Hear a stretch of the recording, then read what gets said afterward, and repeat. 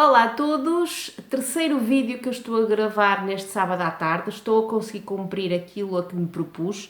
Queria gravar neste sábado 3 vídeos, é isso que está a acontecer. Deixei para o fim aquele que eu sei que é aquele que maior vai ficar, de certeza absoluta, porque é aquele em que eu, como vocês já perceberam, vos mostro tudo aquilo que foi lido cá em casa durante o mês de agosto. Sim, estamos perante o balanço mensal de leituras feitas durante o meu rico mês de agosto, durante o mês por excelência de férias de todos nós cá em casa. E foi um mês muito proveitoso, pelo menos para mim, porque eu consegui cumprir toda a minha TBR, li tudinho aquilo que tinha na minha TBR e para além disso ainda consegui incluir mais um. Sendo assim, eu concluí a leitura de 9, vocês ouviram bem, 9 obras em agosto. Bom, se eu quiser ser mesmo muito sincera, uma delas já vinha de julho e a outra eu comecei em agosto, mas só terminei assim nos primeiros 2 dias, acho que foi, de setembro. Mas achei por bem colocá-la em agosto, acho que faz mais sentido eu colocá-la como leitura de agosto do que propriamente leitura de setembro. Li então 9 obras durante o mês de agosto, correu lindamente, já vos vou falar sobre elas, apesar de que já vi alguns vídeos de opinião sobre algumas delas. Quanto aos meus homens cá em casa, sim, os meus, ouviram bem, porque o mais novo leu coisas em agosto. Quanto aos meus homens cá de casa, o maridinho concluiu a leitura de 3 obras e já vão perceber que uma delas vale quase como 3 ou 4, e o filho concluiu, concluiu 2 leituras em agosto. Por isso, no total cá em casa foram feitas 14 leituras, apesar de que uma delas eu fila na companhia do meu filho, mas pronto, foram 14 leituras no total e eu, claro, vou falar de todas elas um bocadinho, sobretudo com mais detalhe daquelas que, no meu caso, daquelas que eu fiz, não têm vindo de opinião. Vou falar das mesmas por ordem cronológica de leituras, mas antes de falar delas individualmente, digo-vos que o meu mês foi um mês onde eu tive leituras maravilhosas, excelentes, de 10 em 10 ou de 9 em 10, e depois tive umas que, pronto, não foram assim tão saborosas e que se ficaram pelo 7 em 10. Foi por aí que andou o meu mês, mas se eu fizer assim o balanço é mesmo muito positivo e eu amei o meu riquinho mês de agosto e tudo aquilo que ele me deu enquanto leituras. Comecei o mês de agosto, e não falando daquela que já vinha de julho, essa vou deixar lá para mais tarde, mas arranquei o mês de agosto com uma leitura que eu andava a evitar. Sou-vos sincera, não pelo tamanho, porque sim, é uma obra que até tem um tamanho razoável e uma letra minúscula, não tanto pelo tamanho, mas sim porque achava eu à partida que ela não me iria agradar muito. Já tinha tentado ver a adaptação, a série que existe na Netflix, acho que me fiquei pelo primeiro ou segundo episódio, mas acho que me fiquei, pronto, vocês vão achar a razão um bocadinho frívola, mas pronto, vou ser sincera, fiquei-me porque achei que o protagonista, o ator que o escolheram, pronto, de jeitoso não tem nada, e quando é assim, pronto, olhem, é o meu lado mais frívolo. Fico logo, não acontece nada a ver isto, pronto. Então fiquei-me para aí pelo primeiro ou segundo episódio e não sei se isso também já ajudou a que eu não estivesse muito interessada em ler esta obra. Mas pronto, como foi uma prenda que nos foi dada, tanto a mim como ao meu maridinho, como é de um autor espanhol, eu decidi então ler e estou a falar-vos de A Cozinheira de Castamar, se vocês ainda não tinham adivinhado, de Fernando J. Núñez. E aquilo que eu vos posso dizer sobre a obra, para além daquilo que eu já disse, é que estamos perante uma história que nos leva a 1720, a Espanha, e vamos conhecer um nobre que está a passar por uma situação já há bastantes anos, uma situação de bastante sofrimento, e é por aí, ou seja, é a casa dele, é o palácio dele que vai ser o centro desta trama, o centro da narrativa. É por aí, é pelos seus espaços que nós vamos andar a deambular e vamos conhecer esse protagonista, para além de familiares, amigos e, nomeadamente, personagens associadas à criadagem, àqueles que servem o amo em 1720 em Espanha. Isto é aquilo que eu vos quero dizer da trama. Claro que tem muito, que a trama, a narrativa, está muito associada ao aspecto gastronómico. Vamos ter por aqui muitos pratos que eram típicos da época. Alguns que me deixaram um bocadinho a salivar, outros não, porque eu não sou muito amante de carne e outros ingredientes que abundavam nos pratos que são para aqui descritos. E temos uma trama com muitos ingredientes interessantes, porque é uma trama que com ingredientes associados à própria história da Espanha, a intrigas, a vinganças, a amor,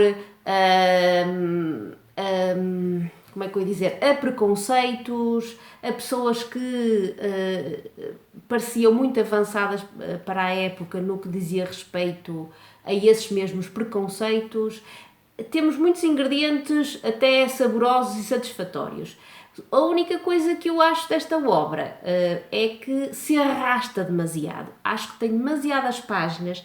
Eu chegou a uma altura que já estava cansada de lê-la e não posso dizer que tenha sido uma leitura muito interessante. Gostei bastante de algumas personagens, gostei bastante de algumas coisas, algumas reviravoltas que aqui foram acontecendo, mas achei que outras, e achei que o leque de personagens era demasiado grande e depois havia muitas reviravoltas e muitas coisas a acontecerem e parece que o tempo, ou seja, o ritmo da narrativa não avançava. Achei que não era leitura para mim. Foi uma leitura excelente para o meu marido, ele deu-lhe um 10 em 10. Há muitas pessoas aí desse lado que já leram esta obra e que gostaram imenso dela, por isso vocês, se estiverem com vontade de pegar nela, de experimentá-la, façam-me um favor. Levem avante essa vontade, experimentem-na, porque provavelmente até vão gostar dela muito mais do que eu. Eu dei-lhe um 7 em 10, foi uma leitura, boa, que entreteve, mas que não me trouxe nada e que eu achei que se arrastou e que se tornou algo aborrecido em determinados momentos. A obra seguinte que eu li, deixem-me confirmar aqui nos meus catrafaços, não é? Foi uma obra da qual eu já falei aqui num vídeo de opinião e que me deixou completamente embevecida. Eu já era apaixonada pelo autor e pela personagem principal da obra e fiquei ainda mais apaixonada. Falo-vos de Almoço de Domingo, de José Luís Peixoto. Adorei. Eu já deixei aqui vídeo de opinião. Nesse vídeo de opinião eu explico muito bem, acho eu, as razões pelas quais isto me deixou embevecida até ao âmago do meu ser, o porquê desta obra de certezinha absoluta figurar nas minhas favoritas deste ano. Adoro José Luís Peixoto, adoro o estilo dele, que eu acho que cada vez está melhor, cada vez está mais refinado no bom sentido, cada vez está mais sensível, ele escreve de uma maneira belíssima, cada vez melhor, e depois aliar isso ao Sr. Rui Nabeiro, por quem eu sinto uma admiração sem limites. Olhem, o que está aqui dentro só poderia ser do melhor que há, e é um 10 em 10, e se vocês querem saber um bocadinho mais daquilo que eu achei, o porquê deste meu embevecimento face a esta obra, vejam o correspondente vídeo de opinião. Continuando, se ouvirem para aí barulhos, é o meu filho maluco com as bicicletas. Continuando nas leituras que fiz portuguesas em agosto, li maioritariamente na companhia do meu filho Amor de Perdição, ou reli para ele foi a primeira vez, para mim foi uma releitura passado mais de 30 anos, do meu Camilinho, regressei ao Camilinho, já não lia Camilinho há décadas, e regressei com a sua obra prima, se vocês quiserem chamar-lhe assim, a obra que mais pessoas conhecem de Camilo Castelo Branco. Voltei a estes amores trágicos do Simão e da Teresa. Lembrava-me de muitas coisas, outras coisas já não me lembrava de absolutamente nada. Gostei do traço irónico do Camilinho, gostei de algumas personagens, nomeadamente da Mariana. Mas claro que isto é uma obra que tem muito exagero romântico, não é? Que mexe um bocadinho comigo, não posso dizer que não, e que pronto, foi uma releitura que gostei de fazer, mais com o propósito de ajudar o meu filho, não é? De lhe dar algumas dicas daquilo que ele deve destacar desta leitura para as aulas de português, e dei-lhe um 7 em 10. Falo um bocadinho também mais pormenorizadamente da minha experiência de releitura no mesmo vídeo, porque eu juntei as 3 leituras lusas de agosto num vídeo só. Se vocês quiserem dar uma espreita dela, façam esse favor, eu agradeço-vos, dei-lhe um 7 em 10. E agora, quiçá um dia destes, regresse a Camilinho com mais alguma obra sua. A terceira obra que eu li de literatura portuguesa em agosto foi de Maria Teresa Horta, também não é novidade para mim, já tinha lido Maria Teresa Horta com Ambas as Mãos sobre o Corpo e também nas suas cartas, as novas cartas portuguesas em conjunto com as outras duas Marias. Não tinham sido experiências muito satisfatórias para mim, tanto uma como outra.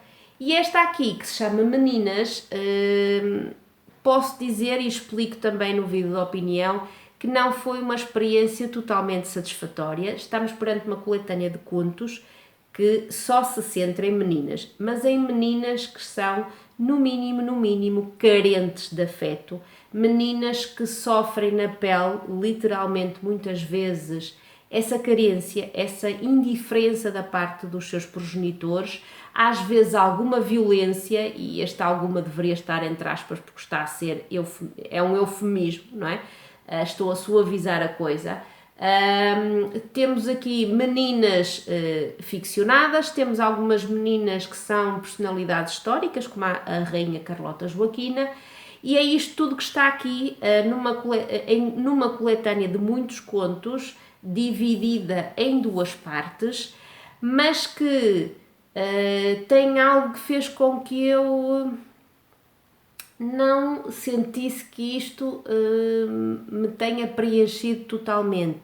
Porque se eu fosse pelas temáticas, as temáticas vocês sabem que são aquelas que me agradam mais, são aquelas que verdadeiramente eu busco em muitas obras.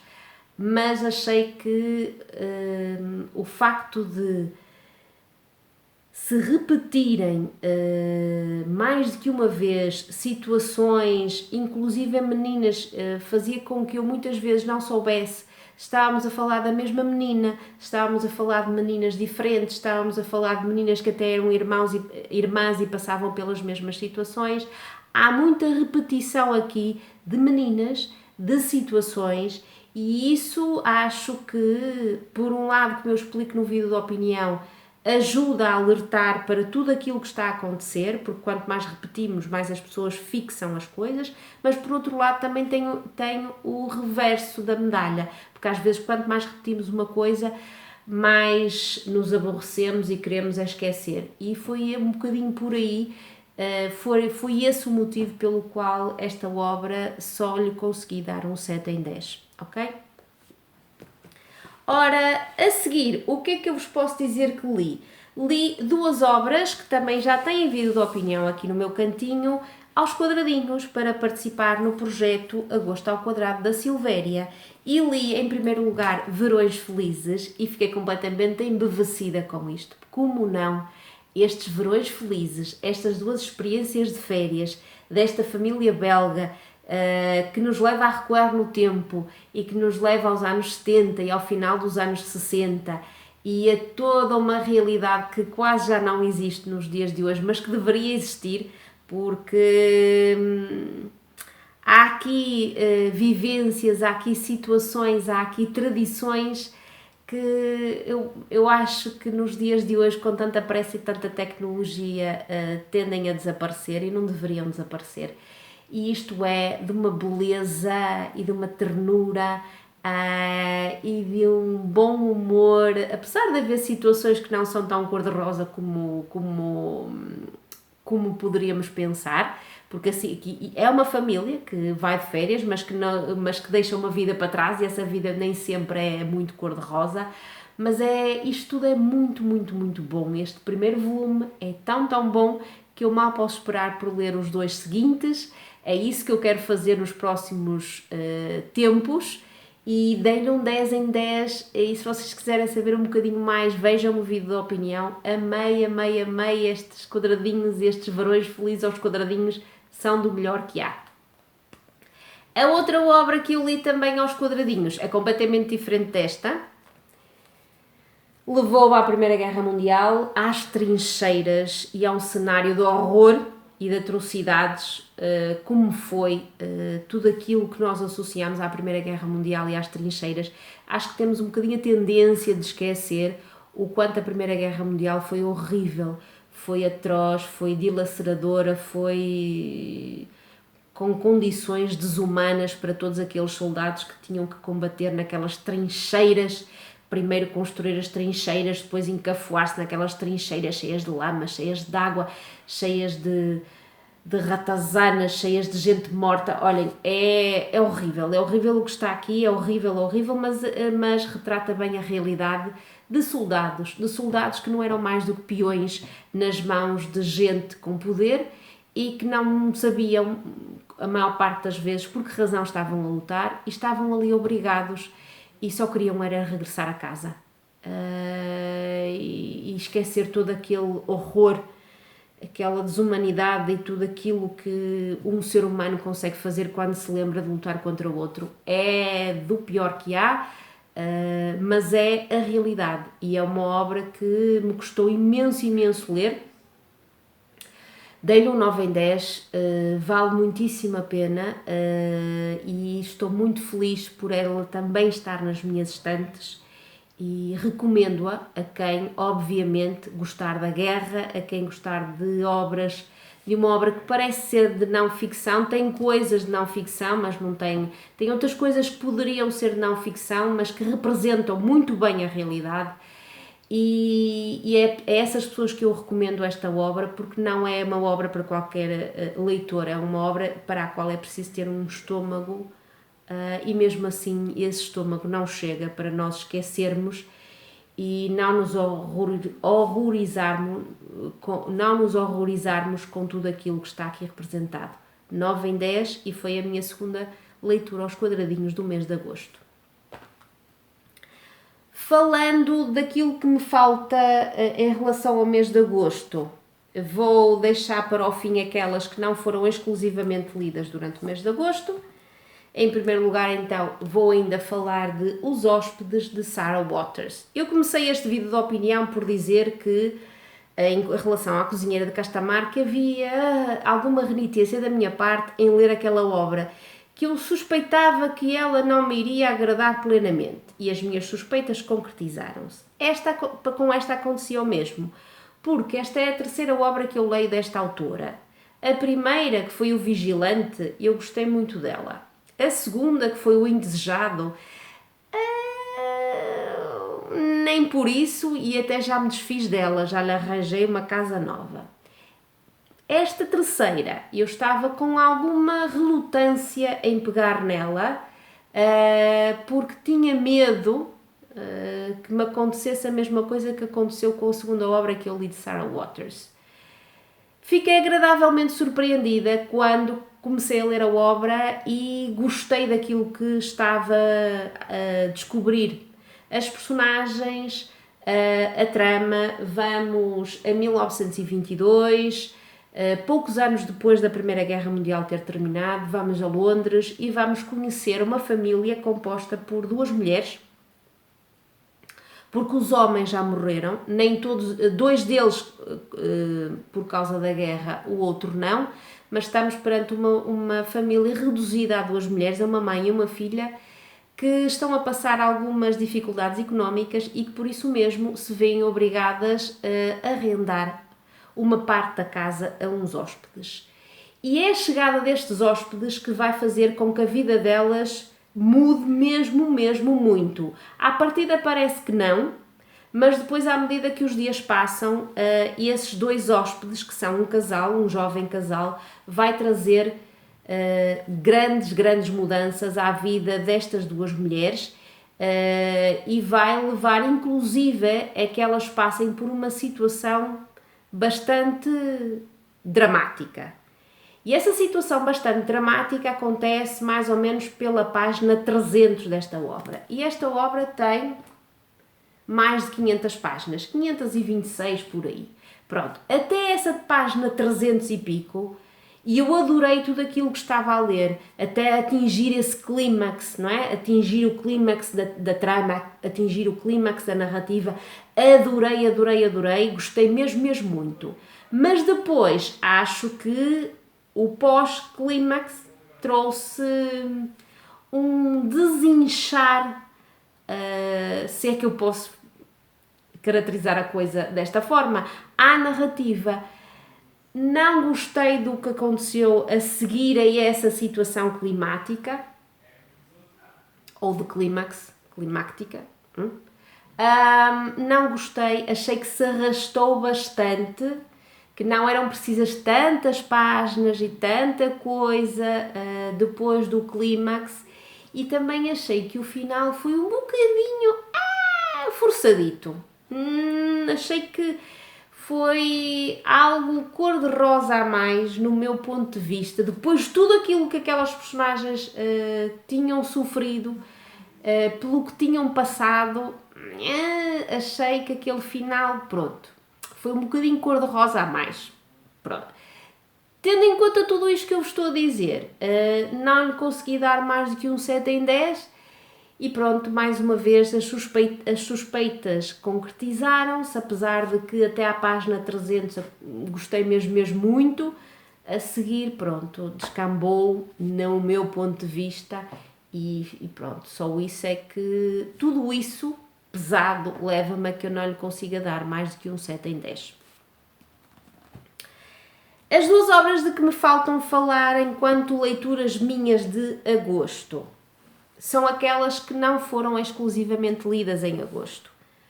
De julho vinha do meu julho Nobel A Guerra Não Tem Rosto de Mulher, de Svetlana Alexievich, terceira obra que eu leio desta prémio Nobel ou Nobel, e mais uma vez fiquei sem chão, literalmente.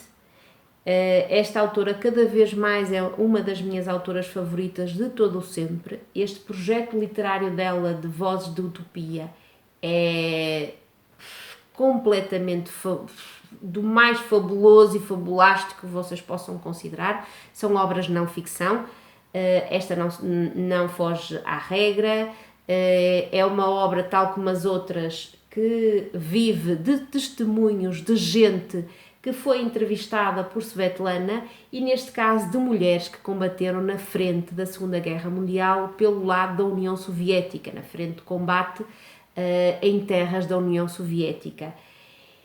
E eu fiz um vídeo de opinião sobre esta obra porque quis mesmo fazer,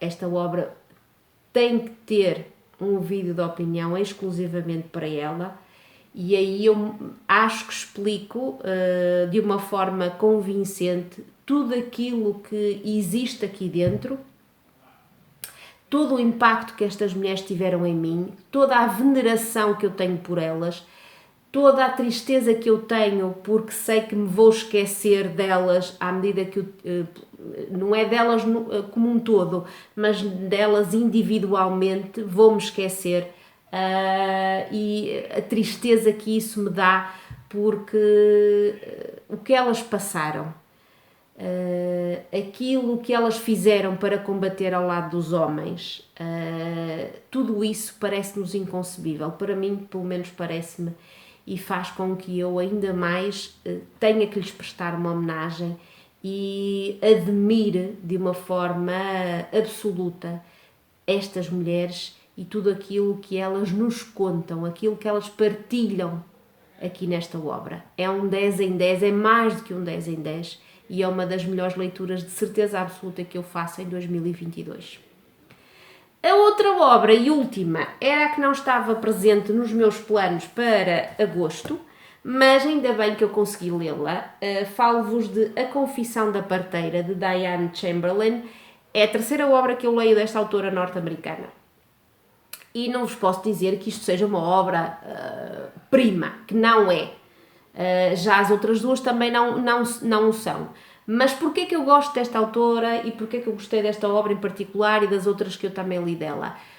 Porque todas elas têm sempre situações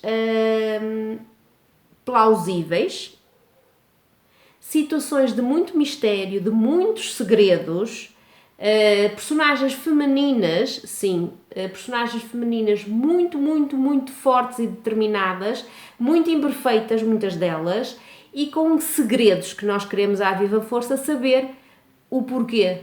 Porque é que existem estes segredos? O que é que eles são? Como é que eles aconteceram? E é isso que nos prende à trama. E aqui nós temos uma trama associada a uma parteira e a uma confissão que ela não faz no início da obra. Ela no início da obra toma uma decisão muito drástica na sua vida e essa decisão drástica vai fazer com que quem são as pessoas mais próximas dela queiram mesmo muito saber o porquê dessa decisão drástica, o que é que levou a que esta parteira, a que esta Noelle tivesse feito o que fez no início da obra e perceberem, e isso também é o bom desta obra, perceberem que muitas vezes as pessoas que nos são mais próximas escondem segredos e não são aquilo que demonstram ser à nossa frente. Nós podemos pensar que conhecemos muitíssimo bem quem nos é mais próximo e às vezes somos completamente surpreendidos. E é isso que também esta obra tem de bom, para além dos segredos desta parteira, que nós queremos saber mesmo quais são e o que é que ele levou a fazer o que fez e, obviamente, a manter essas coisas como um segredo que nunca quis revelar nem às pessoas mais próximas que tinha de si. Adorei, dei-lhe um 9 em 10 e recomendo esta autora, vale muito a pena, é uma leitura que nós podemos considerar, entre aspas, mais leve, porque o estilo é muito acessível, não há aqui grandes coisas densas e muito redondas e complexas, mas tem ingredientes daqueles suculentos que nos prendem à trama e que nos fazem querer muito ler e andar página atrás de página e devorar página atrás de página. Foi isso que aconteceu no final do meu rico mês de agosto e por isso é que eu gostei muito desta obra, ok? O 9 em 10. Agora que falei das minhas 9 leituras, vou falar das que foram as leituras dos meus homens. Em primeiro lugar, vou falar das leituras do meu marido, que foram apenas 3, é certo. É de estranhar que estivéssemos nós em férias e ele só leu 3 obras, mas uma delas é um calhamaço tremendo, que vale por 2 ou 3 livros, sem qualquer dúvida. Mas antes de chegar a ele, falo-vos de uma obra que ele leu logo no princípio de agosto, que vinha já de julho e que ele terminou no princípio de agosto e que veio da biblioteca da nossa terrinha. Uma obra que eu também quero muito ler, mas ele leu-a e eu tive que a devolver à biblioteca porque havia mais gente interessada nela e agora está lá e eu tenho que a requisitar um dia destes outra vez. Falo-vos de A Vila dos Tecidos, ou A Vila de Tecidos, eu deixo ficar aqui a capa, de Anne Jacobs. Também acho que tem muitos ingredientes como esta, segredos, tramas familiares, etc. Esses ingredientes que me sabem bem em leituras mais levezinhas e que eu faço de forma mais voraz. Ele gostou mesmo muito, deu-lhe um 9 em 10 e agora, claro, eu quero ver se leio essa obra também um dia destes. Tenho aqui a requisitar novamente à biblioteca. A segunda obra que ele leu em agosto é uma releitura e foi essa que lhe ocupou muito tempo. Falo-vos, é a empreitada do meu marido dos dias de hoje, desde agosto ainda continua com ela em mãos. Falo-vos da trilogia O Século, de Ken Follett. Em agosto, o maridinho leu o primeiro volume, completou a leitura do primeiro volume, que é A Queda dos Gigantes. Ele leu isto até ao dia 19 de agosto, depois pegou no segundo volume, já o terminou, mas faz parte das leituras de setembro, porque ele só o terminou há pouquinho tempo, releu isto e ele, quando relê, é porque é como eu, porque quer regressar a leituras que lhe disseram muito, muito em determinado momento. E foi o que aconteceu com esta. Deu-lhe um 10 em 10 e adorou. A terceira leitura que o meu marido fez durante o mês de agosto está completamente associada ao facto de nós termos visto o filme, que é a adaptação desta obra, O Leitor, de Bernhard Schlink, não sei dizer bem. Ele nunca tinha lido esta obra, eu já a li em 2016, adorei isto, dei-lhe uma nota máxima, esta obra é fabulosa, é a melhor obra deste autor alemão, sem qualquer tipo de dúvida. Já li mais duas dele e esta é aquela que é a sua obra-prima, a sua obra maestra, sem qualquer dúvida, mas o meu marido nunca a tinha lido. E então apanhámos numa noite qualquer de agosto a adaptação a filme com a Kate Winslet, e o Ralph Fiennes, acho que é assim que se diz o nome do senhor, na televisão. Estivemos a ver e eu disse-lhe logo que ele teria que ler a obra. E ele leu, mesmo depois de ter visto o filme, e adorou, deu-lhe um 10 em 10, e ainda bem que vimos o filme, porque só assim é que ele foi resgatá-la à estante, senão estava lá completamente esquecida e ele nunca mais a iria ler. Falta-me falar das leituras que foram feitas. Ele continua a fazer barulhos por ali, está a jogar, acho eu, pronto, se vocês ouvirem para aí berros, é o filho. Falta-me falar das leituras que o meu filhote fez em agosto. Deixem-me procurá-las, sim. A primeira foi aquela que ele fez, como é que eu ia dizer, e que já vinha de abril, sim. Concluiu a leitura de esta obra, Quem Traiu Anne Frank, de Rosemary Sullivan, sendo ele um completo admirador do diário de Anne Frank. Ele adora esse diário, é a obra da vida dele até os dias de hoje. É óbvio que percebem o porquê dele querer ler esta obra. Eu também a quero ler, o marido também a quer ler, toda a gente que leu o diário de Anne Frank até os dias de hoje quer, penso eu, saber quem denunciou a família Frank e toda a gente que estava no anexo e que depois essa denúncia teve as consequências trágicas que nós sabemos. Aqui é o resultado de uma investigação. Há, pelo que ele me disse, uma resposta que diz provavelmente quem é que fez essa denúncia, quem traiu a família Frank. Gostou mesmo muito disto, deu-lhe um 10 em 10 e agora é óbvio que esta obra, mais dia menos dia, vai ser lida tanto por mim como pelo meu marido. A segunda obra que o meu filhote leu, vocês já sabem qual foi, onde é que ela anda, foi a obra do Camilinho. Ele não leu nesta edição, leu numa edição mais recente, porque esta é a minha de quando eu tinha 17 anos, leu numa edição mais recente, leu para a escola, não é? Literatura, leitura obrigatória, com todas as polémicas que isso traz, não é? Com toda a controvérsia que isso traz, leu O Amor de Perdição e posso dizer-vos que acabou por gostar disto mais do que o que eu estava à espera que ele iria gostar. Porque deu-lhe um 7 em 10 e eu estava à espera que ele desse para um 4 ou um 5.